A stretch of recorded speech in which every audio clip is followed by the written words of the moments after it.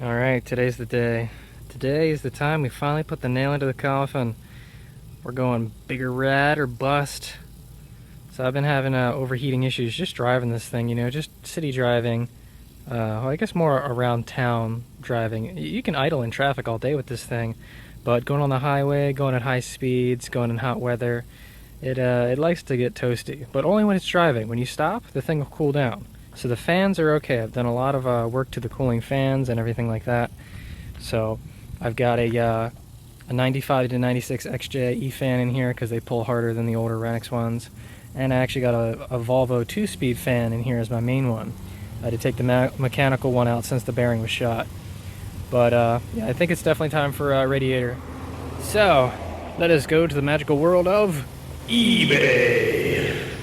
So here we have our Speed Daddy radiator from eBay. This is a 2-inch core, 3-row, all aluminum radiator for 114 bucks to your door. Kind of hard to beat. This is the one-size-fits-all kind of approach. So we have ourselves a plastic petcock. We've got mounting feet. We've got our upper radiator hose, which is I think 1 1/4, and our lower radiator hose, which is 1 1/2. We got a threaded hole for a temp sensor, which is cool since I still have temp sensors. We've got transmission cooler lines, and we have our radiator cap and fill neck. And the quality looks pretty good. It's kind of hard to complain about that, especially for the price. The front looks just as good. So, kind of hard to complain. Alright, well, first step is going to be to drain all the coolant and all that. So if you can actually get to it, down here on the passenger side of your radiator, you'll have yourself a little petcock that you can pull and drain so we can get the antifreeze out. So make sure you get yourself a catch pan. So after that's done, that'll get most of the stuff out of the radiator, and then you can take the bottom hose out and stuff like that. But while that's draining, we can start taking off the fans and the rest of the stuff. So let's start draining her. Make sure you do this when it's cold. If it's hot, you're going to have to release the pressure or wait for it to cool down. Because if you open that thing, you're going to have hot stuff spraying everywhere. So just be careful.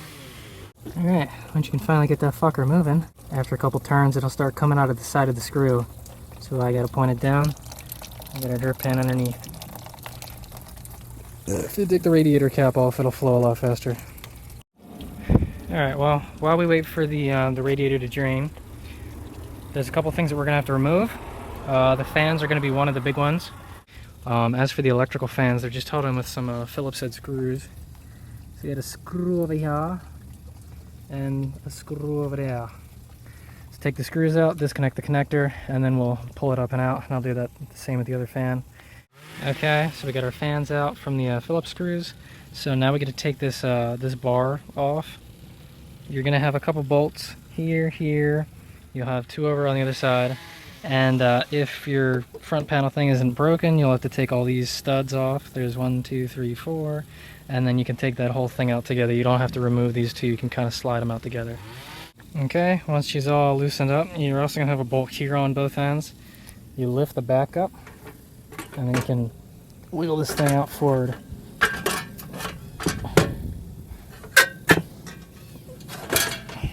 Cool. So now the core support's out of the way.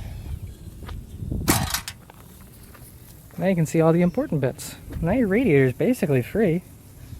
It's only sitting in there with the 2 rubber thingies in the bottom, so I'm going to have to cut my transcooler zip ties. But once we do that, we can take off the hoses and transmission lines and all that crap and get this thing moving. Okay, so we got our upper and lower rad hoses disconnected. Use yourselves a 5/16 socket. And if the socket doesn't fit, sometimes they might be bigger, smaller, or you can just use a flathead if you can get in there. But, you know, take your hose clamp back, take yourself some channel locks. These things are great for breaking hoses free. You grab the hose, and it gives you a good grip, and you twist it back and forth, maybe a little lube, WD-40, PB Blast, or whatever you need. You can break her right free. And you can pull her off. Now, the tricky part here is the transmission cooler lines. I don't know if your top one's going to look like this. I don't know if that's factory or not, but I just see a hose clamp on a connector. So, yeah, I'm going to see how we get these all off. I know that one's a quick disconnect, and it's a pain in the ass. You got to squeeze the little thingies together and pull the thing out and all that bullshit. And we're going to have to transfer these fittings over to the new radiator. Our new one did not come with any fittings. So that's one of the issues of ordering eBay stuff. Sometimes you don't get all the little bits and pieces. But once the cooler lines are out, then our radiator's free. Okay, well, yeah, I'm just going to take mine off from the transmission cooler, external cooler line, because I can't get that easily, even with lifting the radiator out. And the other one did unscrew, so that's cool. Alright, radiator's free, so you're going to pick it up to unget it from the rubber. Now, if you have a condenser, you're going to have to unbolt this guy and do some business there. But you just pick it up and lift her out. Okay, the radiator out. Got all the room in the world in here. Sweet! Alright, in order to get this little bastard out, I sprayed it down with some brake clean to clean off all the dirt, and then I sprayed some PB Blaster in there, let it sit for 5 minutes, and then I took myself an adjustable wrench and a hammer and finally knocked it free. Now this should spin freely of the connector. So yeah, if not, you'll have to buy one. I don't know where the hell you're gonna find one. I didn't feel like looking because I figured I could use mine, and here's the moment of truth. Will it thread? Possibly. Yes? Yes. Yay! Okay, cool. Okay, don't forget your little rubber dubbers. If they pop out of the frame, you can just slide them back on. So that's what the factory ones look like, is it's a real thick rubber grommet thing. But if you don't have them, you can make one bootleg out of old rubber hose. It's just an insulator just to keep the things from vibrating, so it's not super critical. It's just, you know, kind of nice to have. So, cool. Now we can put it in. Okay, before I get too far along, I got the transmission cooler line where it needs to be and tightened it up. Got the lower radiator hose on, tightened up, and I just took the cap out so I can put my my temp sender in there. So here's the old design that I got. It's a BMW dual temp switch, and I got a video on that. And it's a brass adapter. It's really long and awkward, but it works. But something I noticed is this cap that came with the radiator is full. It's not just like an open thing. It's, you know, there's a whole fucking thing there. It's nice and light too. But if you notice, it's about the same height there without that extra shoulder on top. So if I need this to sit a lot closer, I could drill and top this guy out. So I'm going to keep that in case I ever have issues, because this thing's really long and it gets in the way of the airbox. So if this doesn't fit, we have a plan B. But I might be able to wiggle it in here. But then I got to make sure the connector fits on too. But if it doesn't, we'll be doing some machine work to make that all together and pretty nice. I think I found one of the issues that people were talking about online about the Champion radiators and these eBay radiators is, if you can see down there, the trans cooler line actually hits against this little raised edge of the body.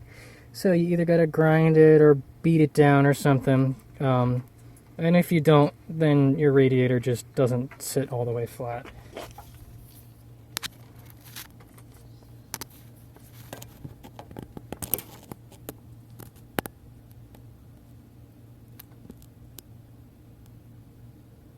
So, I don't know. Only if you really care. I got the other side in. So this sits up a little bit, but it's also missing that rubber foot, so that might be part of the reason why. But it's close enough that I kind of don't care. Might slide a little piece of rubber under there and call it a day. Okay, so if you got a trans cooler like I do, then you're going to have to get a new install kit. And all it is these little goofy zip tie things and some foam pads. I just reused my old foam pads because they work well enough. But we will need some of these guys. So these just skewer the radiator and all that shit, and you know, zip tie through. So once that's installed, I think we can put the cover on, start putting fans back and stuff. We're looking good, almost done here. But I noticed over here, the petcock, the O-ring is torn and broken.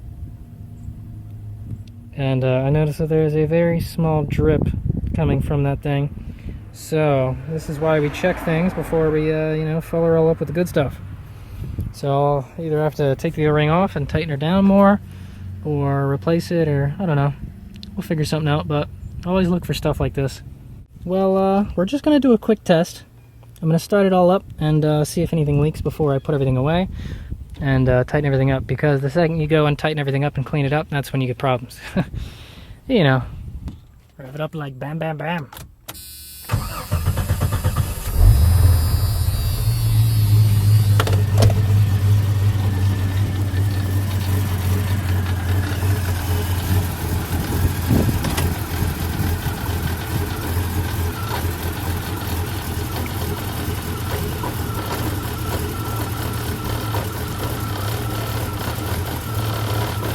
I'll let this go for a little bit and see if anything happens. Okay, now I got the cap on and I got this tightened down and that hooked up, so that's completely empty. So any water that's in there should be water that's coming out from pressure and stuff like that. Alright, well, it seems to be holding up so far. So I'm going to let the temperature inside get up to 210. Alright, well, we're starting to get up to 210 and there's no fans connected, so I think it's time to shut her down. Now here's the real pressure right here. That's when the temperature spikes. So if there's no hissing and pissing, then I think everything checks out. Especially down there. I just pulled off the O-ring that was broken with a pick and just tightened it down a few more turns, and she seems to be doing fine. So I'm not too worried about that. No problemo, man. Sweet. Alright, cool. Well, I'm happy with that. So I think it's safe to say we can put everything back together, put the fans on, and really give her a what's for, and hoo-ha. It's really creepy. You can hear the stuff bubble.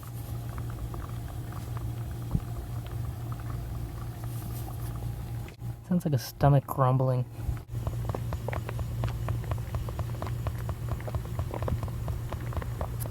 That's weird. Oh yeah, and don't forget the wonderful zip ties to hold everything together. Wouldn't be a Jeep without them. Alright, well, I'm going to put the core support back on and put the fans in. Okay, well, it looks like that that issue down there is starting to bite me in the ass.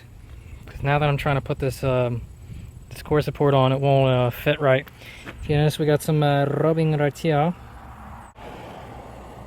All up in here, got some shininess. And there's a little dirt speck right there. So it looks like the radiator's not sitting down far enough, and I can't put the support on all the way. It needs to shift over to the left a little bit. So I'm gonna see if I can't hammer that out a little bit or do something so that the radiator sits down a little farther.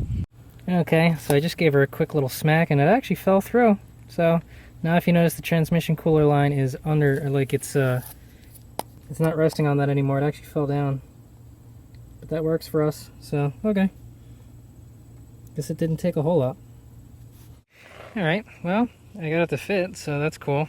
The holes line up, so that means that our hood's going to latch properly. The only issue I see is that this cap does sit kind of low, so taking it off might be a bit of a bitch, because this looks like it's a bigger neck than the old one. So I don't know, I may cut a little piece of this out just to make that easier. If it gives you problems, you need to cut it. So that's all grinded out. It works. Could be a little better, but I don't know. Filed it down so we don't absolutely slice our fingers off on these.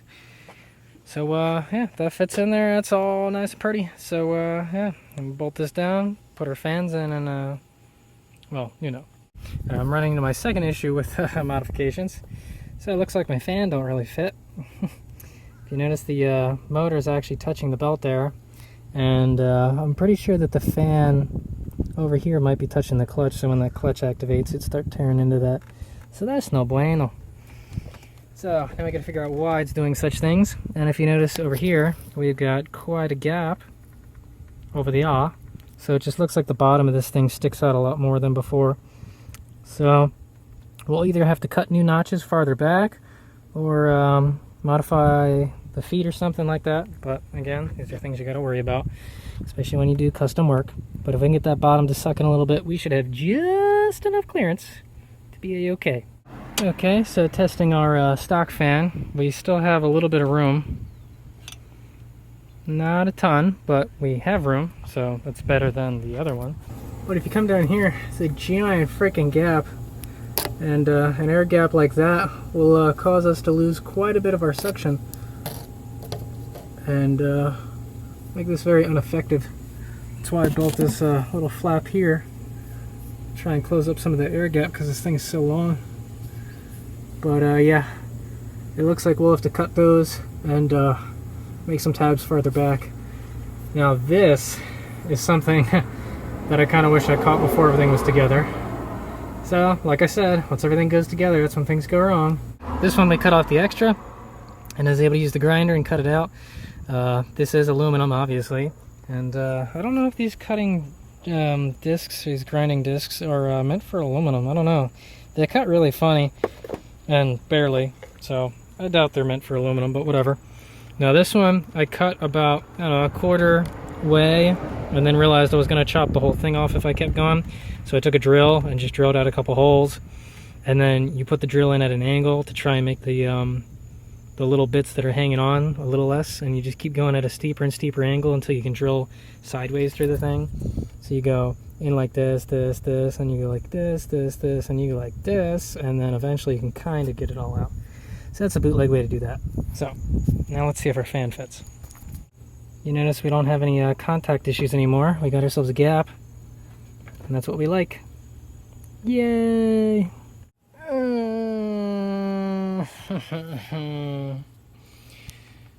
Oh man, make sure you do this before you put everything in. That would be the first thing I'd check. Take your fans out, lay them on this radiator, and see you know, where the feet sit, because this is going to be a hell of a lot easier when it's off the truck. This takes fucking forever.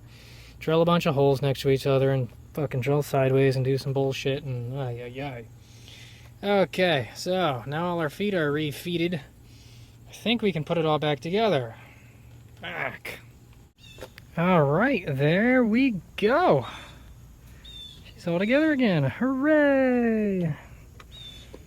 Man, I knew something was gonna happen. Everything was going so smooth and everything was fitting just right. I'm like, something's gotta happen. I don't know what it is, but something's gonna happen.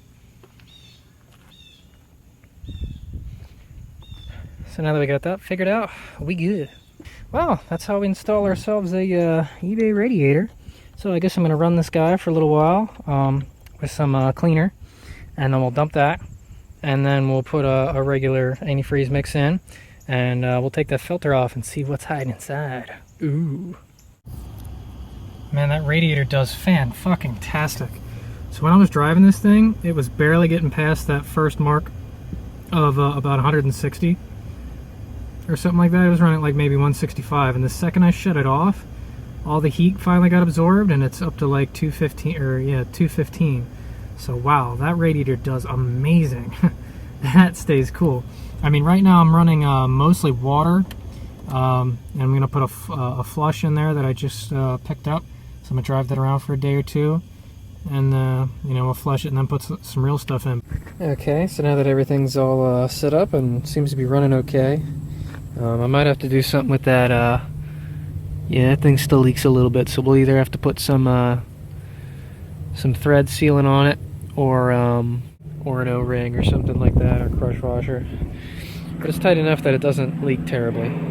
But anyway, for right now, we're going to put some flush in here. This is a 2-in-1 kit. You can do this one in 2 ways.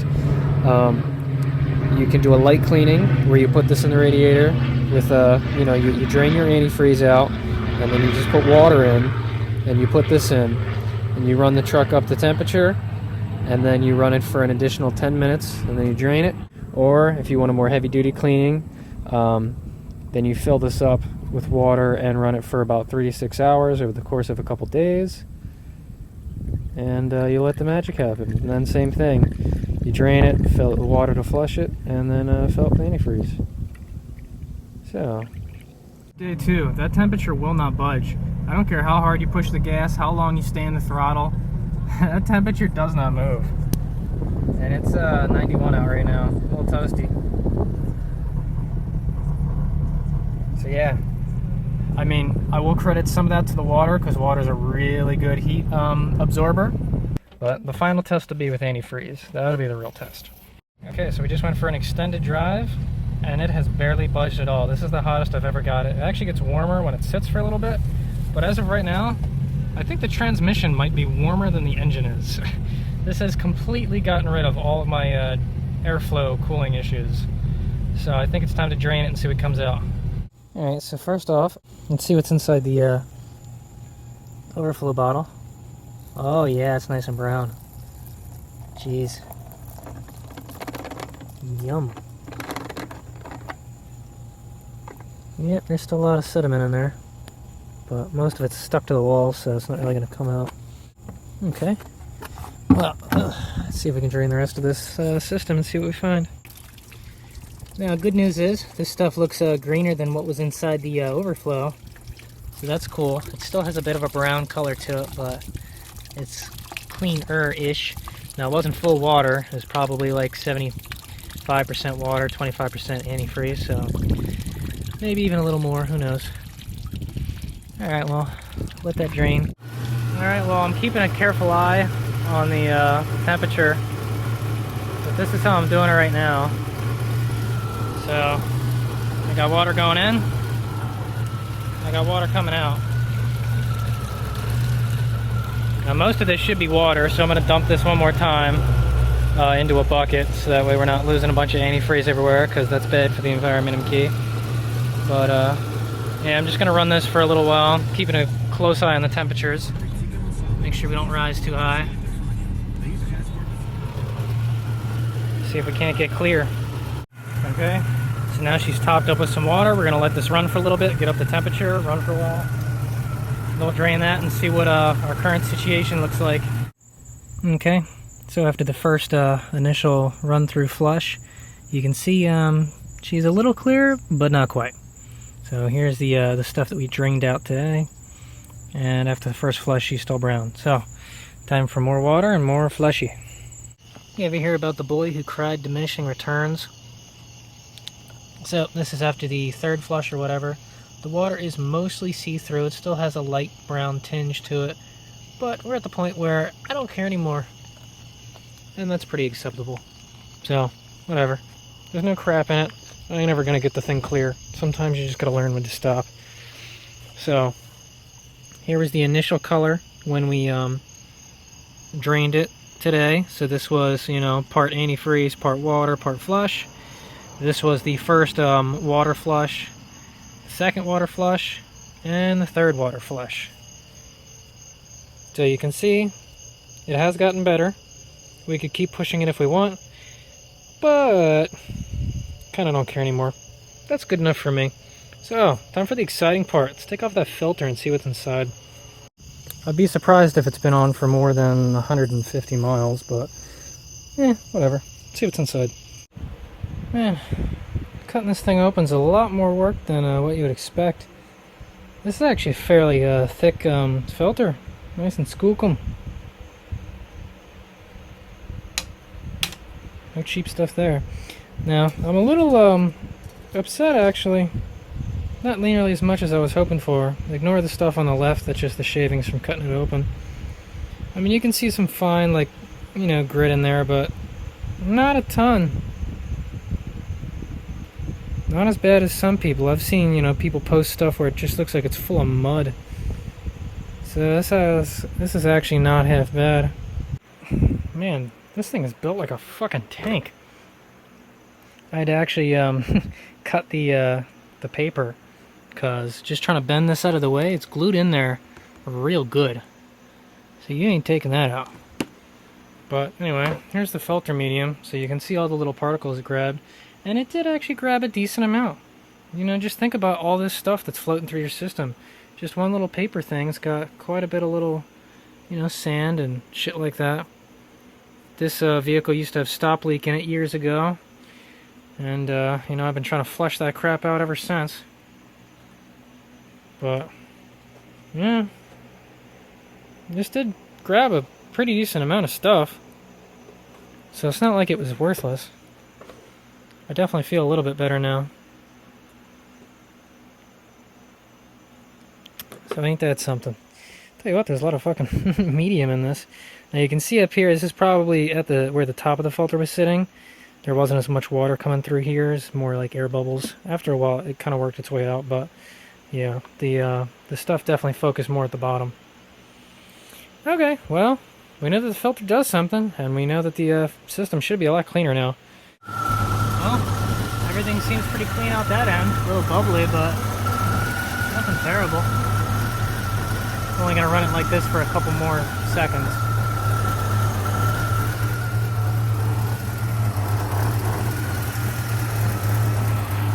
Okay, so I stole the O-ring off of the old radiator. So now this thing should seal a little bit better. We got our brand new coolant filter on, all nice and party-like. So we're gonna cap this thing up and top it off. Okay, so I got 2 gallons of our finest green gold in there. Mixed 50-50 water. Made sure there's plenty in the overflow tank so when the air bubbles burp out, there's enough to fill it back up. Alright, time for the ultimate stress test, the highway. This is where I've always had issues. So, we've been on here for only about half a mile or so. Still holding pretty steady. Okay, I had to stop for a toll for a total of maybe 20-30 seconds. And the temperature did rise up to factory, so that's okay. At least we know that the temperature goes that high. I've honestly never seen it this high, so that's cool. Temperatures actually went back down, which is amazing. Yeah, so this radiator definitely has enough capacity. Not just a more extra capacity to keep it cool longer, but it's actually able to cool it back down. So this thing is doing amazing. I can't believe that. Holy crap. Alright. Current outside temperature, 76 degrees. Not too bad. Alright, here's current temperature. About a little over 160 on the trans gauge. And we're sitting about, I don't know what you would call that, probably about 170 on this gauge. So I'm gonna do some donuts, see if I can stress this out on a little bit of sand. It ain't a beach, but we'll see. Okay, after a bit of hard beating, here's our temp gauge. Just about at the white line, a little bit before. Transmission temperature's up nice and toasty.